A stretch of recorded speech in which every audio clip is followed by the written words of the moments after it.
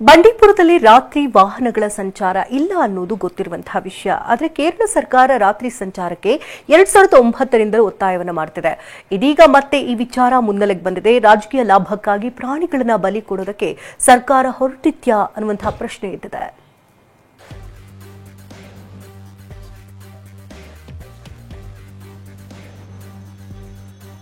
ಬಂಡೀಪುರ ರಾತ್ರಿ ವಾಹನ ಸಂಚಾರ ಪರಿಶೀಲಿಸ್ತೀವಿ ಎಂದ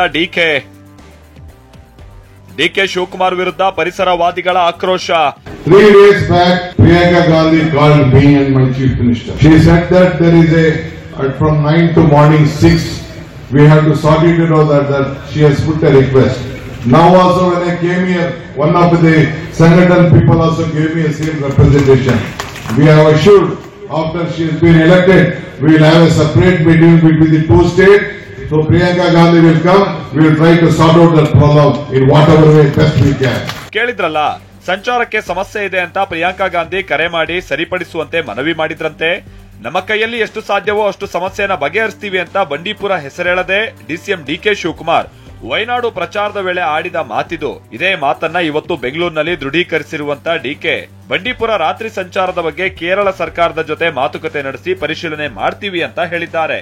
ನಾನು ಬಂಡೀಪುರಕ್ಕೆ ಅಲ್ಲಿ ಹೋಗಿ ನಮ್ಮ ಪ್ರತಿನಿಧಿಗಳು ನನ್ನ ಹತ್ರ ಮಾತಾಡಿದ್ದಾರೆ.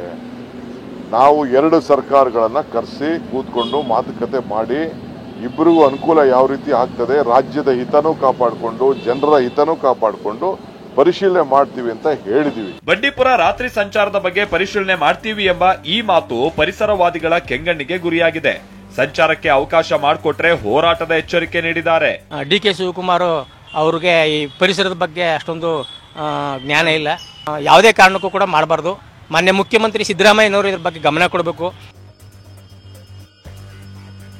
ಬಂಡೀಪುರ ಹುಲಿ ಸಂರಕ್ಷಿತ ಅರಣ್ಯದಲ್ಲಿ ತುರ್ತು ವಾಹನ ಹೊರತುಪಡಿಸಿ ಉಳಿದ ವಾಹನಗಳ ರಾತ್ರಿ ಸಂಚಾರ ನಿಷೇಧ ಇದೆ.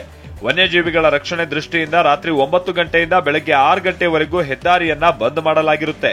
ಹೈಕೋರ್ಟ್ ಆದೇಶದಂತೆಯೇ ರಾತ್ರಿ ಸಂಚಾರವನ್ನ ನಿಷೇಧ ಮಾಡಲಾಗಿದ್ದರೂ ಕೇರಳ ಸರ್ಕಾರ ಮಾತ್ರ 2009ರಿಂದಲೂ ಸಂಚಾರ ನಿಷೇಧದ ತೆರವಿಗೆ ಒತ್ತಡ ಹಾಕ್ತಾ ಇದೆ. ಸದ್ಯ ರಾತ್ರಿ ಸಂಚಾರ ನಿಷೇಧ ವಿಚಾರ ಸುಪ್ರೀಂ ಕೋರ್ಟ್ನಲ್ಲಿದೆ.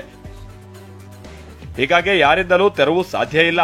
ಕೋರ್ಟ್ನಲ್ಲೇ ಇತ್ಯರ್ಥ ಆಗಬೇಕು ಅಂತ ನಿವೃತ್ತ ಅರಣ್ಯಾಧಿಕಾರಿ ರಾಜು ಹೇಳ್ತಾರೆ. ಈ ವಿಚಾರ ಈಗ ಸುಪ್ರೀಂ ಕೋರ್ಟ್ನಲ್ಲಿ ಇರೋದ್ರಿಂದ ಇವಾಗ ರಾತ್ರಿ ವೇಳೆ ನಿಷೇಧ ತೆಗೆಯೋದು ಸಾಧ್ಯನೇ ಇಲ್ಲ.